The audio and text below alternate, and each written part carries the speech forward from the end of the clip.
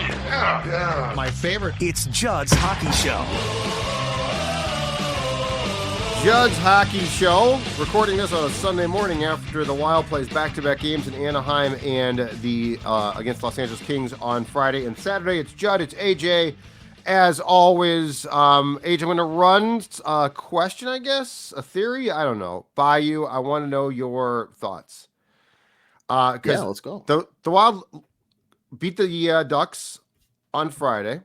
Then they lose to the Kings 4-1 on Saturday.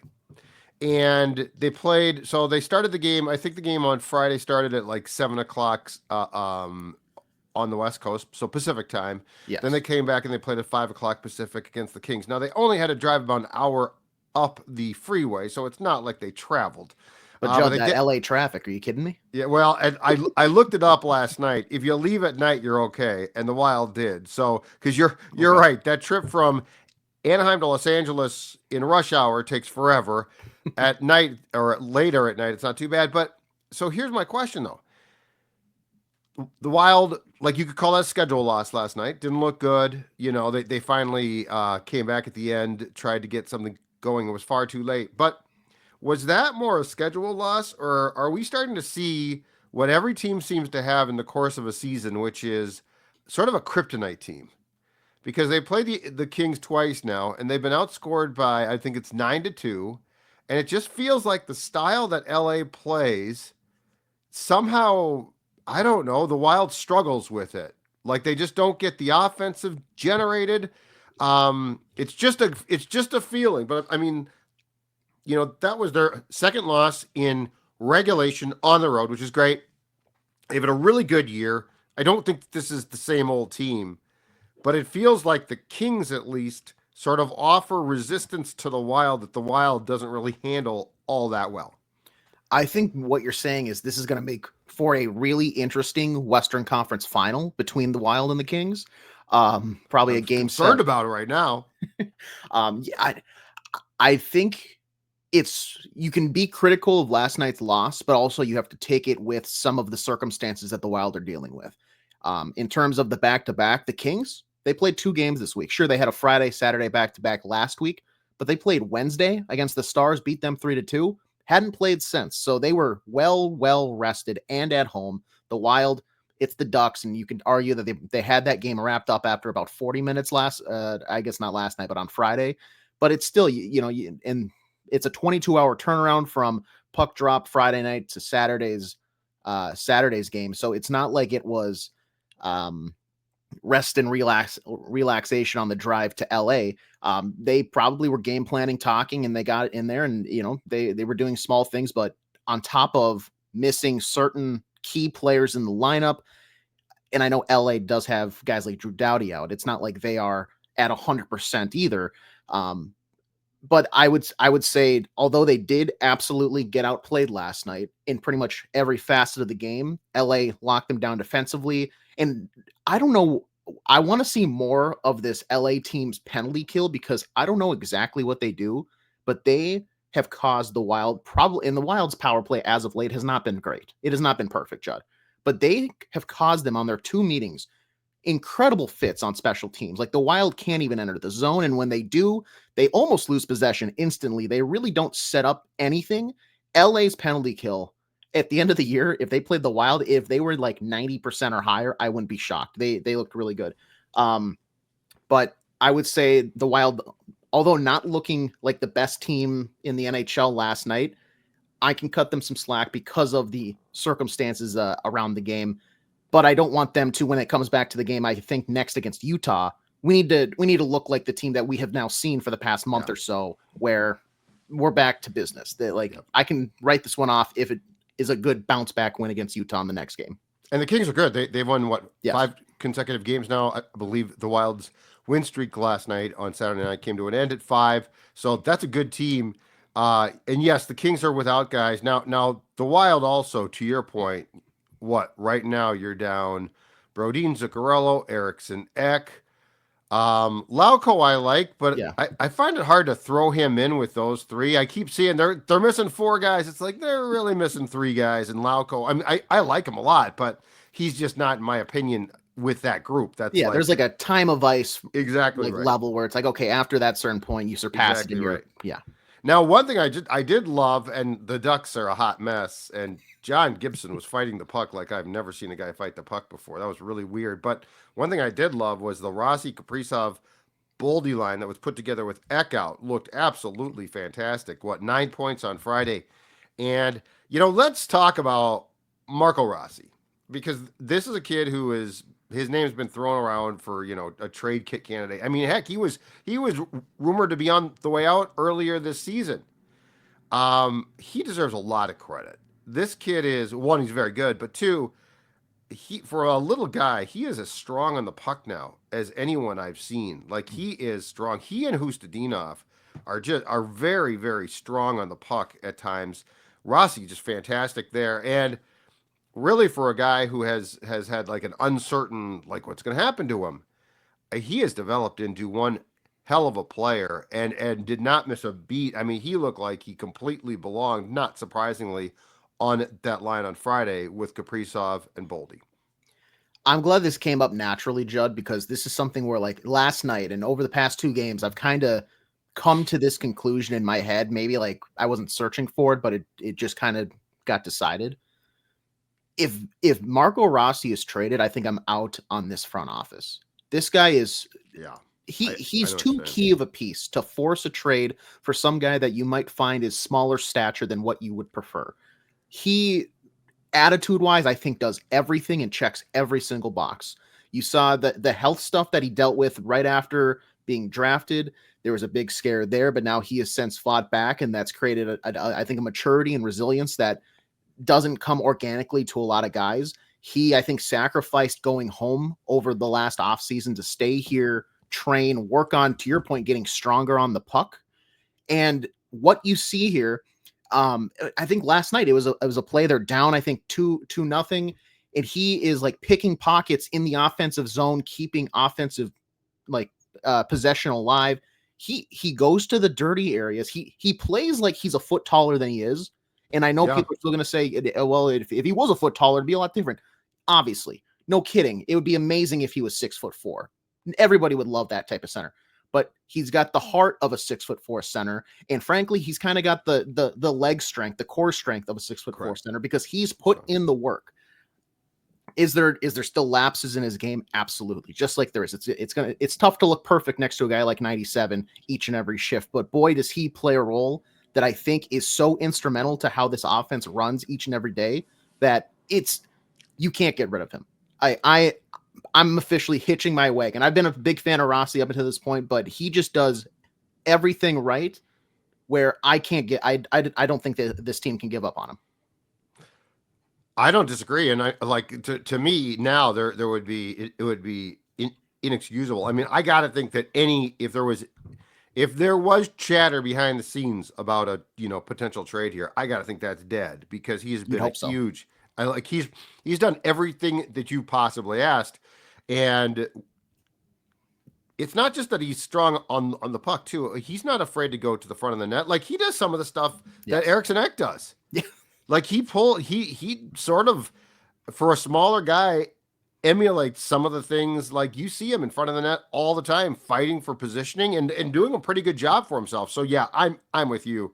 I have to think that is now at least for now dead. Now there will be a conversation to be had when, contractually, like at some point in time, there's going to be a conversation contractually there. But as far as like what he's done, it's been absolutely fantastic.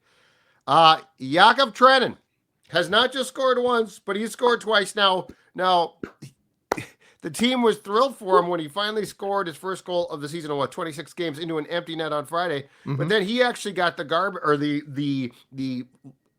late goal that didn't mean a thing against the Kings. But is this the Trenin scoring machine that we thought that the Wild was signing to a 4-year free agent contract? Is this the Yakov Trenin that the Wild thought that they were going to get, which is a guy that can occasionally put biscuit in basket? No, I would agree with you totally. I'll cut that out right there. But no, there's zero chance. I'm happy that he got the one on Friday night against the Ducks to get that monkey off the back, because I'm sure that does do something psychologically to finally see one of your shots go in the net.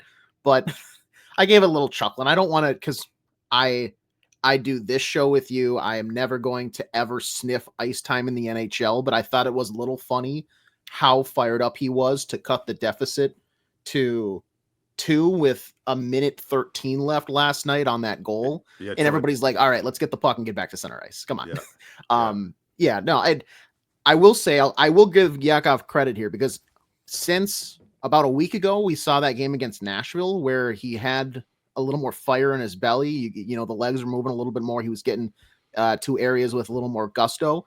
He's been playing better.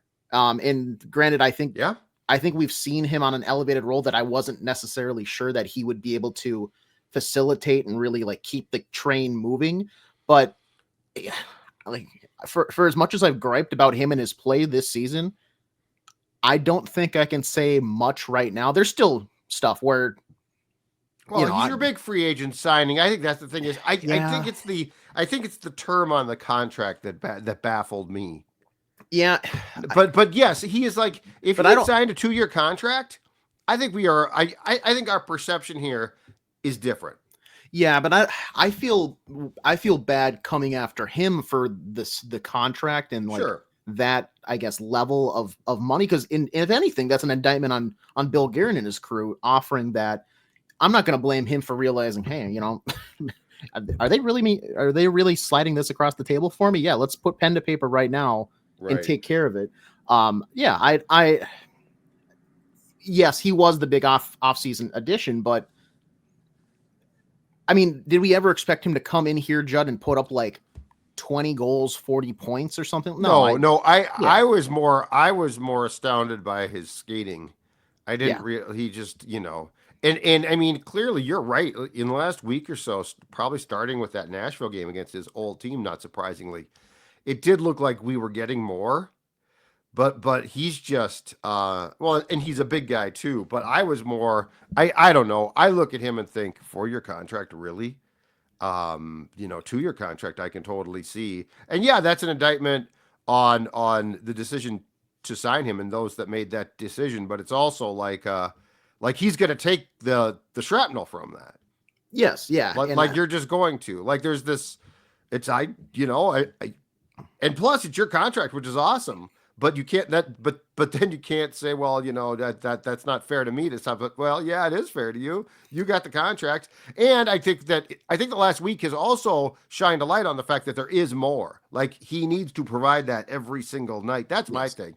Then what we've seen the last week, even if you take the goals away, sets the bar now. I need that every night from you. Yeah. I can't see you taking a shift and then loafing back to the bench in 2 weeks. So, all right, I got another one for you as we go through some stuff here involving the Wild. Talk me off the ledge potentially about this one. Okay. The penalty kill is 26 now. So it's there's 32 teams in the league. The Wild's PK is 70 is firing at, if that's the right word, 73.4%. 26th now in the league. And again, this is where Trenin, right? I mean, he's a key part of that. But this is an area of weakness last year that they desperately tried to improve on. You know, supposedly had tons of chefs coaching wise in the kitchen over the summer, working on this, preparing for it. Training camp, as we know, training camp went, you know, for the most part, really well. Tougher training camp paid off. Team's been good so far. Here's my concern. So if we want to take the Wild, if we want to say what they've done so far, because we're getting towards Christmas, is for real, which I have no problem. Okay, yeah, they've been good. Yeah, they look like they could be a very good team. Then we can't now dismiss the penalty kill and say, well, the penalty kill will get fixed. Don't be concerned about it. I mean, this has been an ongoing thing. Would you even bother trying to talk me off the ledge about this penalty kill? I can try because it is abysmal. It is tough to watch. And every time we're getting back to the territory of what I think we saw last year, where as soon as you see somebody go to the box, it's like, can you just tack on the goal and go back to 5-on-5? Like, we don't need to actually go through this whole process. But the biggest thing that I continue to notice is on a lot of these goals, It's a guy somewhat on the back door, or honestly, it's right out front, just not having a green or white sweater, depending on home or away, on their body. Like they refuse to stay in that position, which is so weird because it is the most crucial point. Like, yes, you want to pressure the puck carrier, but to leave somebody, I think it was it on no, it wasn't Trevor Moore. It was on the Lafayette last night. I think it was the Lafayette. There was a pass from Jordan Spence at the blue line, but he was left wide open on the back door. And Marc-Andre Fleury can only do so much. If that's Gustafsson, he can only do so much. It's just so weird to see a professional team on the penalty kill time and time again just say, you know what? Yeah, here's my jaw. Clock a right hook right there. Like, you're not helping me. You're not talking me off the ledge at all. But here's why. If they can fix that, if they can just say, you know what, don't drift over for support. Don't come out of position and try to like congest that just stay on your guy. I really think you might see not just a small, but a drastic improvement, because taking away that guy, what would you rather have? Let me ask you this. Would you rather have a flimsy, fluttering saucer of a wrist shot from the blue line, or, you know, one of those telegraphed one-timers from the outside wall, or somebody right on top of the crease just trying to bat one home? So that if you can stay in that position and just put a body on that guy right out front, I really think the penalty kill is not 26. I don't think it's top of the league, but I think they would be at least middle of the pack, if not slightly better.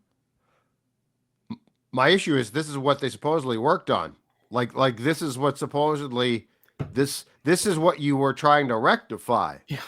So yes, your scenarios are great, and that's an awesome thought. But my comeback is you spent a good portion of the summer working on this training camp, working on this, and I guess I don't understand why, again, structurally it seems to be so flimsy. Like, that's what gets me. And look, if we're going to talk about this team in the context of being a good team, i.e. a playoff run, special teams becomes incredibly important here. Yeah, and this is not going to cut it. Like, you win playoff games in between the margins, right? So you can't get to April or May and say, well, oh man, special teams. But I mean, we had a good season. If you're going to make a run, and conversely too, to go back to what you said earlier in the show, AJ, the power play is 19.4%. Just to take for context, some of the other top teams, the Devils lead the league, 33.7%. Carolina, 29.5%. The Jets, 29.3%. And I'm not saying it has to be up there.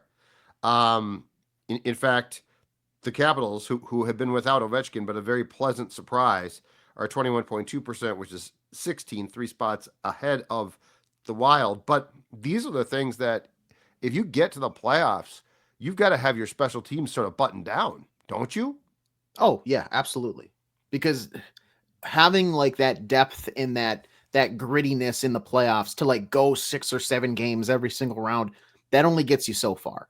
Because to your point, they're going to probably be a little more relaxed with the whistle and the penalties. So I think somebody might say, hey, you know, you're probably not going to be on the penalty kill as often, but it's chippier stuff is going to happen. Right. And if you take that dumb penalty, something like, or who was it last night? I think it was Middleton was going to be off to the races. I think on a 4-on-5 penalty kill chance the other way. But I think it was Jordan Spence who had to just fall on his sword and say, all right, trip you, because if you go in on a breakaway, that might be a bigger scoring chance than anything you're going to have on a minute 20. You're going to have to take penalties at some point. You're going to have to send your 4 penalty kill unit out there. If it is what we see right now, it's against the best teams in the league. Right. And you're going to get scored on. You're going to get scored on 85% of the time, which that's going to be a difference in a playoff game. That's going to swing at least one game, and all of a sudden that makes you lose the series. So yeah, I think you're exactly right, where as much as I want to say like all you have to do is fix this one thing, right? You're right saying this is too big of an issue, and considering how much talk there was in the offseason to getting we heard a whole room of coaches got their hands on this thing and it should be fixed. We have not seen it fixed. So I want to know what is the major issue here and why it hasn't not been fixed yet. Yeah, because I don't think it's fair to say it's goaltending this time. Like you know, last year The system broke down. The goaltenders weren't good. I don't think it's fair to pin this at all. I don't know if people agree or disagree. I don't I think would it's agree with fair that. to pin this on goaltending. So like this literally to me is a structural problem. Mhm. To your point, it's sort of how they allow things to unfold. I don't know if that is. I don't know if it's a breakdown in the structure. I don't know if the structure itself is just flawed or what. But yeah, it's got to be, if not fixed, it's got to be repaired by quite a bit. Like you can't be that low in PK. Like if you Yeah. get to 15, I'll take it. Can't be 26th, right? Yeah. Okay, a couple more things, but before we do that, let's give a quick shout out to the exclusive personal injury law firm of Judd's Hockey Show. That's Nicolay Law. Nicolay knows that when you or a loved one gets injured, ordinary life can come to a stop and things can get complicated. During that time, insurance companies are likely to pressure you. They don't care if you get better. They don't care if your bills are piling up, and they don't care that you may not be able to work.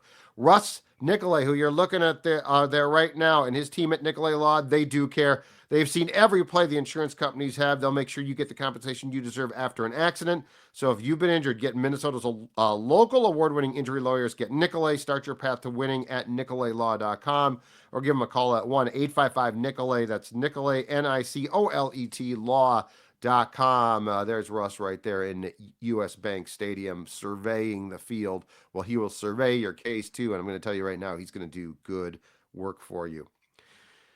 All right, Philip Gustafson's been phenomenal. There's no question about it. He has been absolutely great. Everything that you could have asked for, and probably a little bit more than that, age.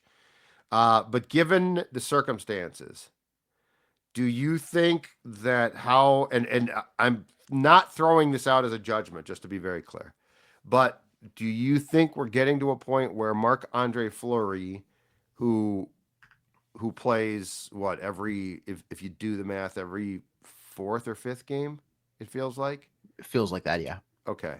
Do you think you need to start to rotate him a little bit more just to get him more work? I think they said, I think I heard Lapana say on the telecast last night, and forgive me, this is probably off, but it was something along the lines of he's coming off like an 8-day break between games because he did start last night against the Kings, and he gave up 2 goals. He did not give it was 2 empty nickels.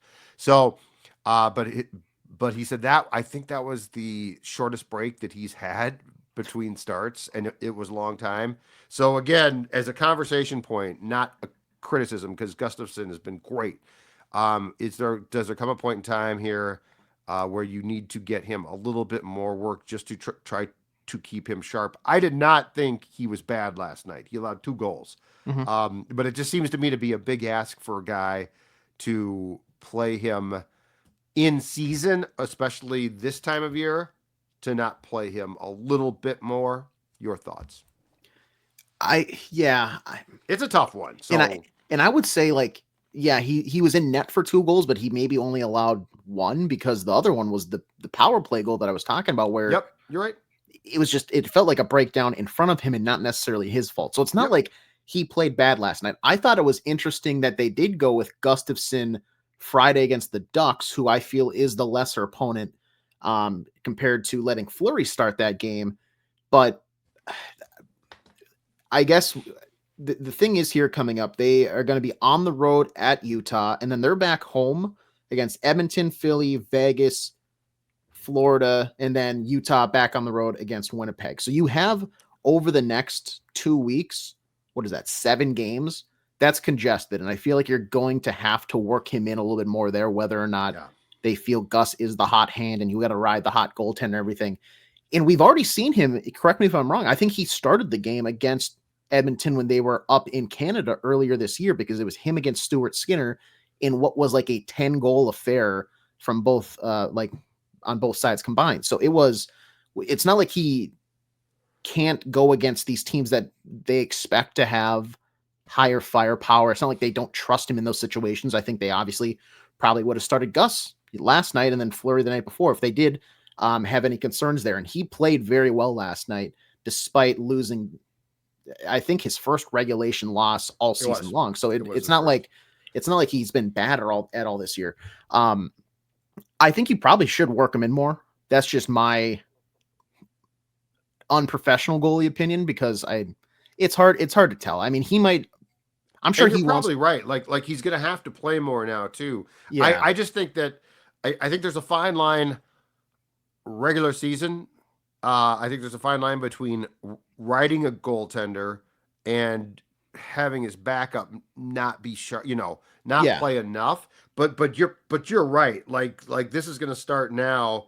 You play on Tuesday, Thursday, Saturday, Sunday. So he's not starting back. So Gus is not going to start back no, to back games Wednesday, Friday, Saturday. So there's going to be ample opportunity. The interesting thing will be, to go back to your point about the Ducks game, is who starts what games.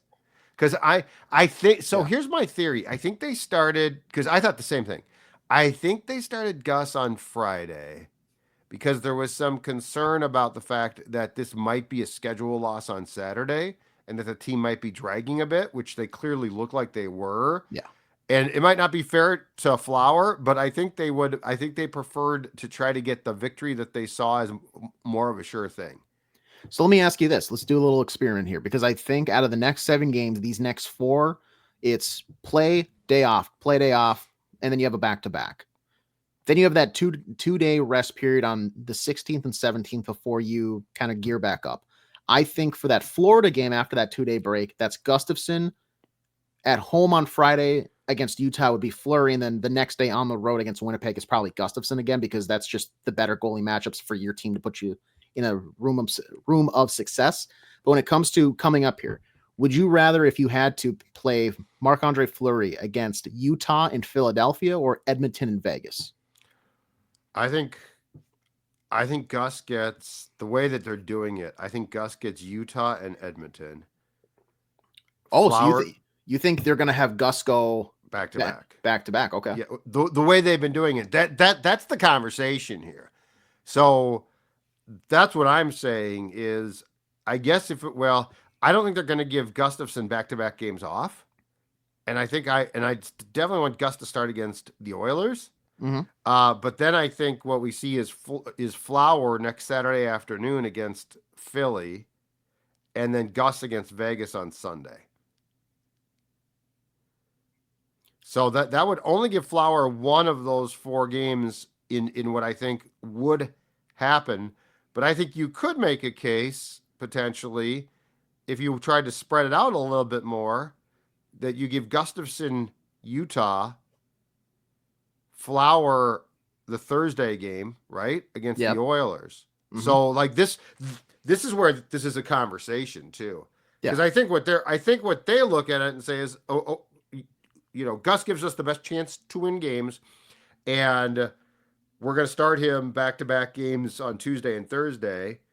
And then, the Flyers are not that good. So anyway, I just think it's a very intriguing conversation. But yes, the schedule becoming more compacted here is going to make it's at least going to cause discussions.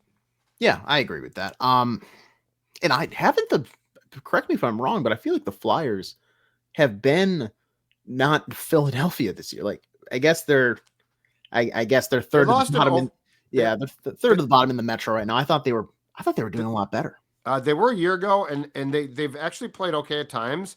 I think they were up on the Bruins.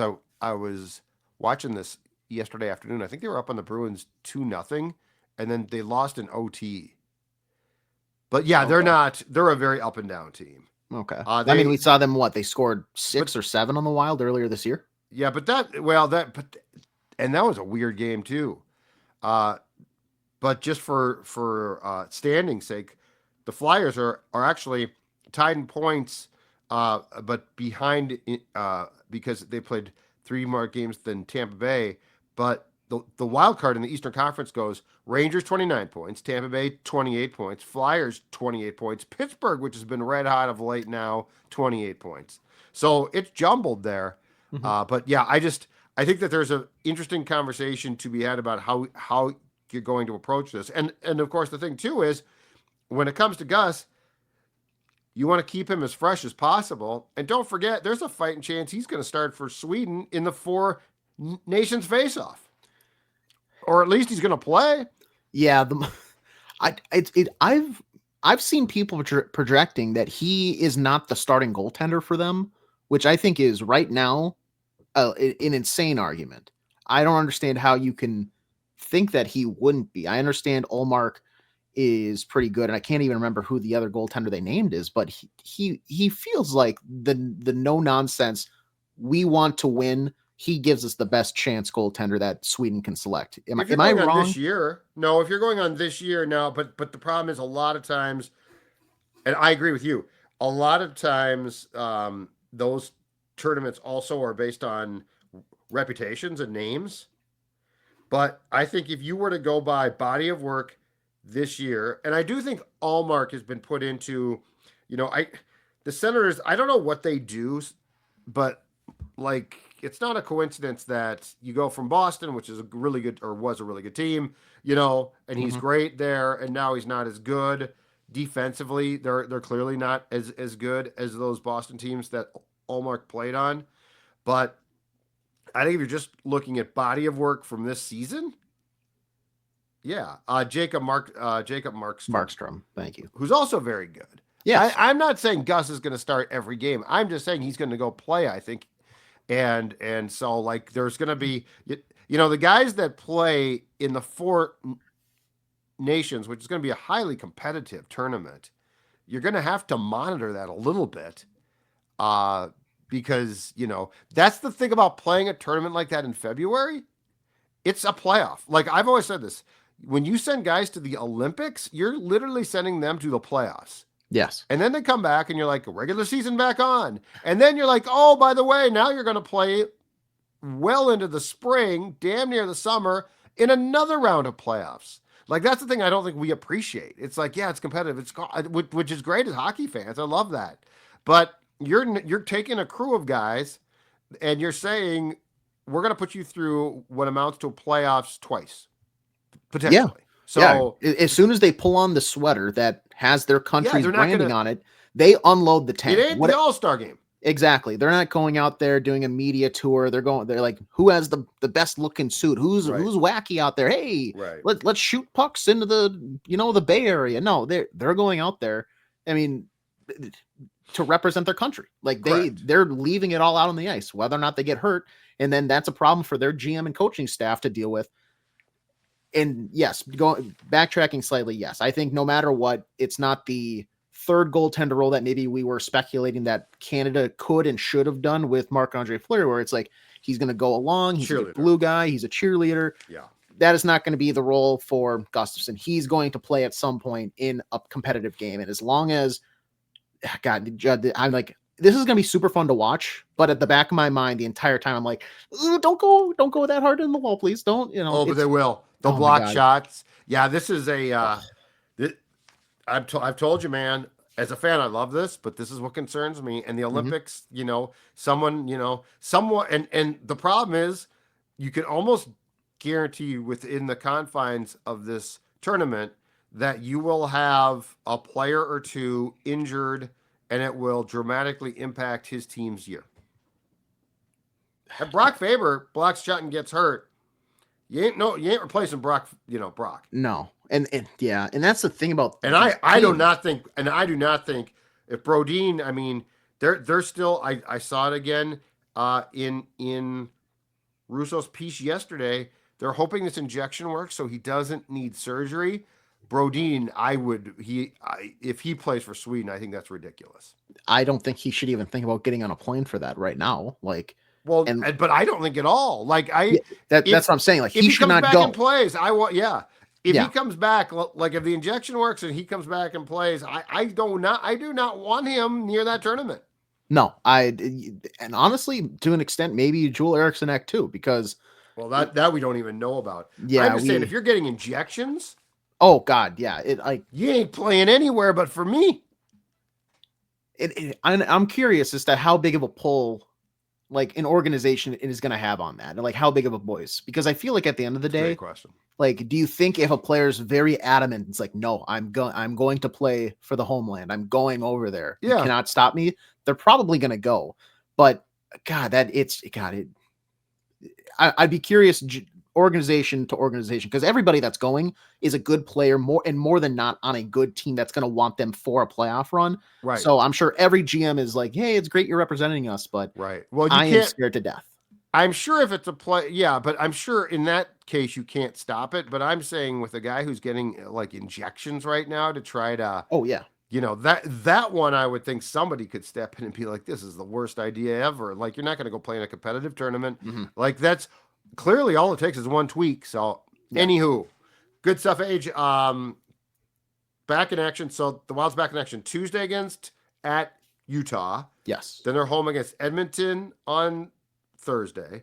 Then Mhm. they're home against the Flyers on Saturday. Then they're home against the Golden Knights on Sunday, which is great because the Vikings don't play till Monday. This works out perfectly. So plenty more to come on Judd's Hockey Show this week. We'll have the show with Jesse on Tuesday. And Age, I'm sure that we'll be back a time or two. Perhaps we'll do a live show after a game this week. Yeah, let's maybe Thursday. Yeah, Edmonton. let's schedule Talk it. What to do you me. say? Talk to me. All right. Judd's Hockey Show. See you later.